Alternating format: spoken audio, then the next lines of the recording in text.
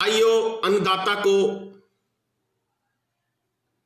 बुरा भला कहने की एक ठेकेदारी और किसी भी व्यक्ति को बदनाम करने की ठेकेदारी इन भाजपाइयों और आरएसएस के दलों ने रख रखी है।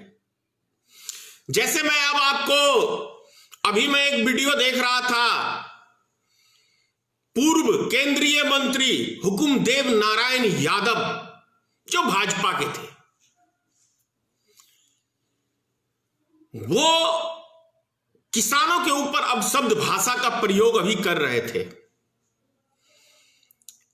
देश में किसान नहीं है, जो आंदोलन कर रहे हैं वो किसान नहीं है, वो नक्सलवादी हैं, वो उग्रवादी की भाषा बोल रहे हैं, वो नक्सलवादी की भाषा बोल रहे हैं, वो चाइना की भाषा बोल रहे हैं, वो पाकिस्तान की भाषा बोल रहे हैं।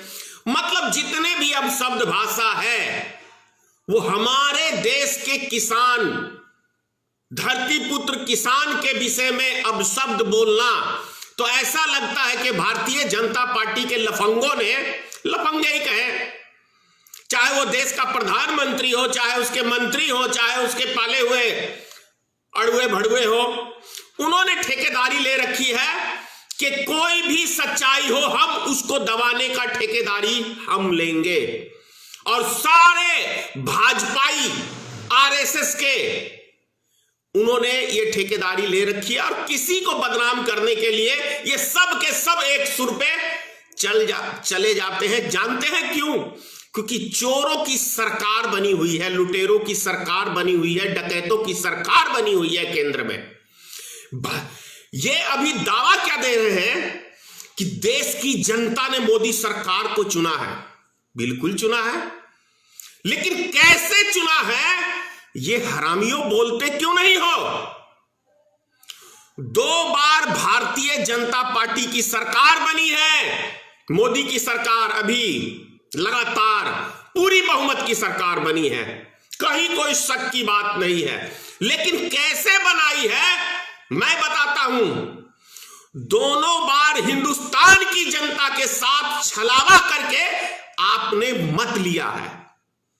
अब 2014 की ही बात रख लो, गांधी मैदान के अंदर 14 बम फुरवाए थे गांधी मैदान में, आम जनता को मरवाने का काम मोदी ने किया था। उसके बाद लहर बनाई गई थी, वादे क्या किए गए थे देश की जनता के साथ कि हम विदेश से काला धन लाएंगे, हम भ्रष्टाचार मुक्त भारत बनाएंगे, हम महंगाई कम करेंगे। क्या एक भी काम कर दिया? हम 2 करोड़ नौजवानों को रोजगार देंगे। क्या देश की जनता के साथ भारतीय जनता पार्टी ने छलावा किया कि नहीं किया? ये आप स्वयं फैसला करें। बात कर लेते हैं 2019 की। पुलवामा हमला, भले दुनिया कुछ भी कहे, लेकिन मैं सीना ठोक के तब से अब तक मैं कहता आ रहा हूं कि पुलवामा हमला अमित शाह और नरेंद्र मोदी का एक षड्यंत्र किया हुआ पुलवामा हमला था। हमारे वीर जवानों को शहीद कराया ये मोदी सरकार ने। मैं सीना ठोक के कहीं भी कह सकता हूं भाई, अदालत में कह सकता हूं, किसी मंच से कह सकता हूं कि मोदी ने चुनाव जीतने के लिए हमारी सेना को मरवाने का काम किया। अब ये तो सैनिक भाई भी मानने लगे हैं। अगले ही दिन राजस्थान की भरी सभा में क्या कहा था मोदी ने? क्या मैं फर्स्ट टाइम मैं भारत के वोटरों से कहना चाहता हूं कि क्या शहीदों के नाम पे आप मुझे वोट दे सकते हो? अपने काबिलियत के नाम पे वोट नहीं चाहिए भाजपा को। कभी शहीदों के नाम पे, कभी हिंदू के नाम पे, कभी मुसलमान के नाम पे। तो इस तरीके से भारतीय जनता पार्टी ने 2 बार देश की जनता को ठगने के बाद सरकार बनाई है। कभी विकास के मुद्दे पे तो 2014 में आए थे ये, 2019 में विकास का कोई मुद्दा नहीं था, क्योंकि कुछ किया ही नहीं, देश का बेड़ा गर्क किया। बात करते हैं थोड़ी सी, जो महोदय टिप्पणी कर रहे थे पूर्व केंद्रीय मंत्री हुकुमदेव नारायण यादव। अरे अपने जुबान का तो थोड़ा सा याद कर लो। कपड़ा मंत्री बने थे 78-77 के अंदर मुरारजी देसाई की सरकार में। तब क्या भाषण दिया था कि मैं ब्राह्मणों का चंदन चाट जाऊंगा। यही कहा था ना। ये तो ब्राह्मण महान हैं, बड़ी जल्दी ये भी भूल जाते हैं, क्योंकि यही ब्राह्मण हैं जो कभी बिहार के अंदर कर्पूरी ठाकुर के टाइम के अंदर बोलते थे, नारा लगाते थे, ये ब्राह्मण भी, मुस्लिम ब्राह्मण भाई भाई बाकी जात कहां से आई। ये नारा चलता था, हमारे बुजुर्ग सब जानते हैं। आज यही ब्राह्मण मुसलमानों का विरोध करते। भैया क्या चाल चरित्र है राजनीतिक की, क्या चाल चरित्र है। और इसी हुकुमदेव यादव ने 1999 में वाजपेयी जी की सरकार में मधुबनी के एयरपोर्ट के ऊपर भाषण दिया था। मेरे पैरों में घुंघरू बंधा दे तो फिर मेरी चाल देख ले। तुम्हारे पैरों में तो दे मधुबनी की जनता ने घुंघरू बांध दिया। क्या रैयाम चीनी मिल चालू हो गया कि मोदी से लंबे फेंकू हो। और जब ब्राह्मणों ने इनसे पूछा कि भैया आप तो ब्राह्मणों का चंदन चाटने की बात करते थे, तो ये महोदय कह रहे थे ब्राह्मणों को, अरे वो हम कोई थोड़ी न थे, वो तो हुकुमदेवा था, हुकुमदेव नारायण यादव आया है। ये है फेंकूराम नेता। जैसे गिरगिट रंग बदलता है वैसे है हुकुमदेव नारायण गिरगिट की तरह रंग बदलने वाले यादव जी। उसके बाद 2014 की बारी आई। किसके नाम पे मत मांगा हुकुमदेव नारायण ने? मोदी जी के नाम पे। हमको कोई थोड़ी ना वोट दे रहे हो, मोदी जी को दे रहे हो। क्या कहां कहां से बोलते हो भैया नेता, पता ही नहीं है। बात रही हमारे अन्नदाता किसान की, वो सुप्रीम कोर्ट की बात नहीं मानते। क्यों मानेंगे भाई सुप्रीम कोर्ट की बात? क्यों मानेंगे? अरे सुप्रीम कोर्ट क्या कर रहा है ये राम मंदिर के मुद्दे पे सबने देखा, देश की जनता ने देखा। अगले दिन रिटायर हुआ और सीधा राज्यसभा का सदस्य बन गया, सर्वोच्च न्यायालय का मुख्य न्यायाधीश, महामहिम।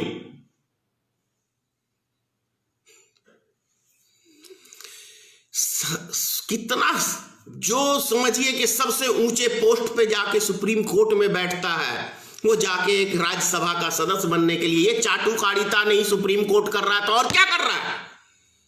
ये तो साबित कर दिया ना कि मोदी के इशारे की कठपुतली बन गई है सुप्रीम कोर्ट। नाच रही है, तांडव कर रही है मोदी सरकार के आगे में। किसने अपनी मान मर्यादा घटाया? कभी 7 साल पहले भी कभी सुप्रीम कोर्ट के ऊपर कोई उंगली उठाता था इसी देश के नागरिक? कभी सोचते भी थे सपने में? क्योंकि तब न्याय होता था। अभी 7 साल पहले कभी मीडिया के ऊपर कोई उंगली उठाता था? जहां मीडिया पहुंच जाती थी लोग सोचते थे भैया ये हमारे लिए लड़ेगा, ये हक की बात करेगा। लेकिन इस 7 साल में क्या कर रहे हैं ये गोदी मीडिया बनके, गोद में मोदी के खेल रहे हैं। देश का एक छोटा मोटा बच्चा भी अब समझ गया कि भैया देश में क्या हो रहा है। तो आपसे देशभक्ति सीखेंगे देश की जनता, जिनका खुद ही कोई चाल चरित्र, कोई कैरेक्टर नहीं है, ना मोदी का है ना उनके चेलों का है। उनसे देश की जनता को कैरेक्टर सर्टिफिकेट की जरूरी नहीं है। पहले अपना सर्टिफिकेट सही रखो, फिर दूसरे की बात करो। तुम तो खुद ही देशद्रोही हो। राष्ट्र को बर्बाद करने वाले देशद्रोही प्रधानमंत्री हो, जो नर्क में ले गया देश का विकास दर। जीडीपी हमारी कहां चली गई?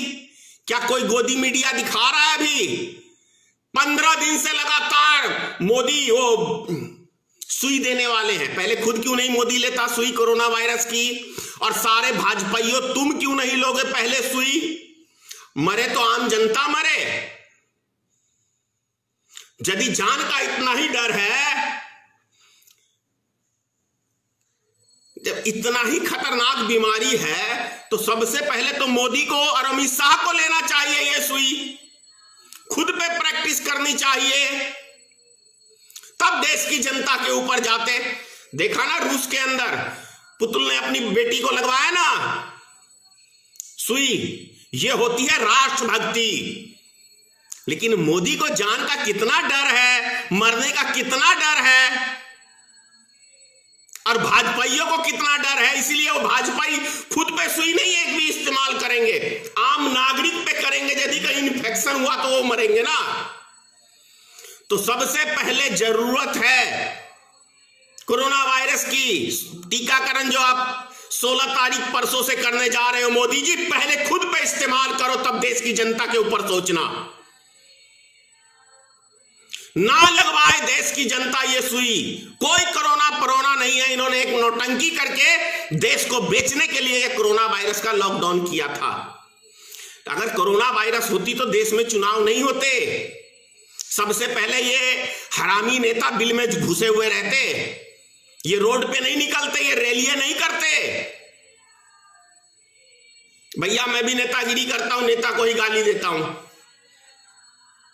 क्या करूं? ये करते ही हैं। इतने गिरे हुए हैं ना, ये लाइन इतनी गिरी हुई है कि मैं कहां से आ गया मैं खुद पछताता हूं। राजनीतिक इतनी घिनौनी चीज है, लोग कहते थे पहले, लेकिन मैं घुस के देख रहा हूं कि कितनी घिनौनी है, इसकी आप कल्पना नहीं कर सकते हैं। झूठ फरेब के अलावा कुछ है ही नहीं इसके अंदर। आप जितने बड़े झूठे होंगे उतने बड़े आप पद पे चले जाएंगे। उदाहरण है, प्रधानमंत्री को देख लो, जीवन में कभी सच बोला नहीं, पर मोदी ने।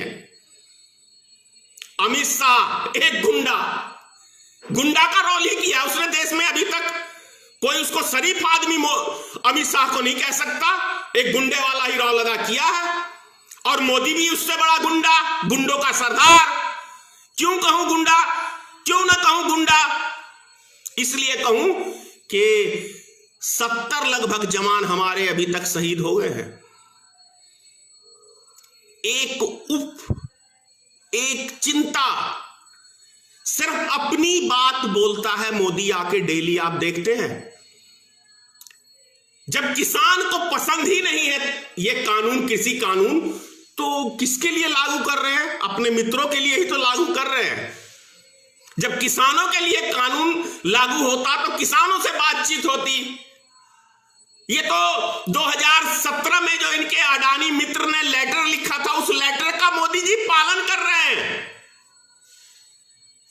2017 में मोदी जी को एक लेटर लिखता है किसी कानून के संबंध में, और 2017 से 2016 में लेटर लिखता है। 2017 के अंदर उसके गोदाम बनने चालू हो जाते हैं और 2020 में कानून बनता है। क्या बात है, जब गोदाम बन के तैयार है तब। अब तो गले की हड्डी बन गई है ये कानून मोदी जी के लिए। अब तो एक ही चीज है, मोदी जी धरती पुत्र किसान है, धरती का सीना चीर के तब अनाज उगाते हैं। उसी तरह से आपकी चारों पाए गद्दी का गिरा के ही ये दम लेंगे किसान। यदि आप अपनी जिद पे अड़े रहे तो ये किसान है देश के, ये आतंकवादी नहीं है। आतंकवादी आपकी विचारधारा है, नक्सलवादी आपकी विचारधारा है, दंगे फसाद कराने वाले आप हैं। तभी तो यूपी के चुनाव में याद है ना 2017 में किस पे वोट मांगा था? कब्रिस्तान और शमशान घाट पे। ये एक देश का प्रधानमंत्री बोलता है, कितनी अमन शांति की बात करता है मोदी, इससे आप समझ सकते हैं। दीपावली और क्या कहते हैं, ईद की बात करता है चुनाव में, प्रचार में। ये देश का प्रधानमंत्री, वो इस भाषा से क्या किसी देश के अंदर अमन शांति कायम रह सकती है? आप लोग खुद सोचिए कि जो देश का प्रधानमंत्री कब्रिस्तान और शमशान घाट की बात करे, दीपावली और क्या कहते हैं ईद की बात करे, वो नफरत फैला रहा है कि नहीं? कौन सा प्रमाण चाहिए? कौन सा प्रमाण चाहिए कि नरेंद्र मोदी का चरित्र ही नफरत की राजनीति कर रहा है? समझिए वक्त रहते। और एक बात लास्ट में और कहता हूं कि वंशवाद की बात करते हो कि भाजपा में वंशवाद की राजनीतिक नहीं है, तो हुकुमदेव का लड़का अशोक यादव है अभी मधुबनी के सांसद, उससे पहले विधायक था क्योटी से, अभी मधुबनी से सांसद है। राजनाथ सिंह का बेटा भी देख लो उत्तर प्रदेश के अंदर, अश्विन चौबे का भी बेटा बिहार के अंदर देख लो। कितनी गिनाऊं वंशवाद की राजनीति? कौन सा राजनीतिक दल वंशवाद की राजनीतिक नहीं करता है? लेकिन भाजपा है तो इनको झूठ बोलने का सर्टिफिकेट मिला हुआ है। मारो ठप्पा, झूठ पे झूठ, झूठ पे झूठ, झूठ पे झूठ, जितना बोलो झूठ। क्योंकि आरएसएस की भट्टी में, आरएसएस की दुकान में झूठ बोलने की ट्रेनिंग दी जाती है कि एक झूठ को आप 100 बार बोलोगे तो लोग यकीन कर ही लेगा। और उस झूठ को सच साबित करने में हमारी गोदी मीडिया तो है, यानी मोदी मीडिया तो है। और ये मोदी मीडिया है किसका? गोदी मीडिया है किसका? मुकेश अंबानी का है, गुजरातियों का है। और अभी तक 3 गुजराती मोदी के नाम से जो भागे फुर होके, अभी तक 3 एक ही नाम के व्यक्ति वो गुजरात के ही महान निकले हैं। और ये गपेड़ी भी गुजरात का ही निकला है। एक जमाना था जो कभी बिहार का नाम बहुत बदनाम था, किस चीज में? ठग में। मिस्टर नटवरलाल का नाम था, अब तो गुजरात टॉपर कर गया। मिस्टर नटवरलाल ने तो कुछ नामी चेहरों को ठगा, लेकिन मोदी मिस्टर नटवरलाल ने तो 135 करोड़ जनता को 2-2 बार ठगा, 2-2 बार ठगा। कितना बड़ा, गुजरात में भी इतना बड़ा ठग हो सकता है, हम लोग ने कभी कल्पना भी नहीं की थी कि गुजरात में भी ठग भी होते हैं और लुटेरे भी होते हैं। छोटे मोटे लुटेरे गुजरात में नहीं होते, डकैत होते हैं जो बैंक ही पूरा साफ करके विदेश भाग जाते हैं और उसको सहयोग कोई दूसरा नहीं करता, वो भी गुजराती करता है। एक गुजराती दूसरे गुजराती को देश से बाहर भगाने में कितना बड़ा योगदान किया है मोदी सरकार ने, आप समझ सकते हैं। नीरव मोदी, मेहुल चौकसी और कई मोदी नाम के जो भागे हैं, आप समझ लीजिए कि गुजराती, मैं तो भैया बहुत आदर संस्कार करता कि उसी गुजरात से महात्मा गांधी, उसी गुजरात से सरदार वल्लभ भाई पटेल, जिसकी मिसाल दी जाती है दोनों व्यक्ति की, लेकिन उसी गुजरात के ये 2 नमूने जिसने गुजरात का मिट्टी पलीत करके धर दिया। फिर भी हमारे गुजरात के भाई बचाओ, अपनी गुजरात की इज्जत बचाओ और इस दोनों नमूनों को गटर में डाल के फेंको भाई। गुजरात एक बहुत महान स्टेट है, बहुत महान वहां के लोग हैं, लेकिन कुछ ये चंद 420 ने गुजरात का नाम मट्टी पलीत करने का काम किया है। आप लोग समझिए, समझदार आदमी है। जय हिंद, जय भारतीय मित्र पार्टी। और मकर संक्रांति की समस्त देशवासियों को बहुत बहुत शुभकामना देता हूं। हमारे किसान भाइयों को बहुत बहुत शुभकामना देता हूं। आशा करता हूं कि ईश्वर से प्रार्थना करता हूं कि जल्दी ही आपकी मांग, ये नशेड़ी सरकार, ये हिटलर की सरकार, आप लोग वो ताकतवर किसान हैं जो किसी को झुकाने की पावर रखते हैं। जय हिंद।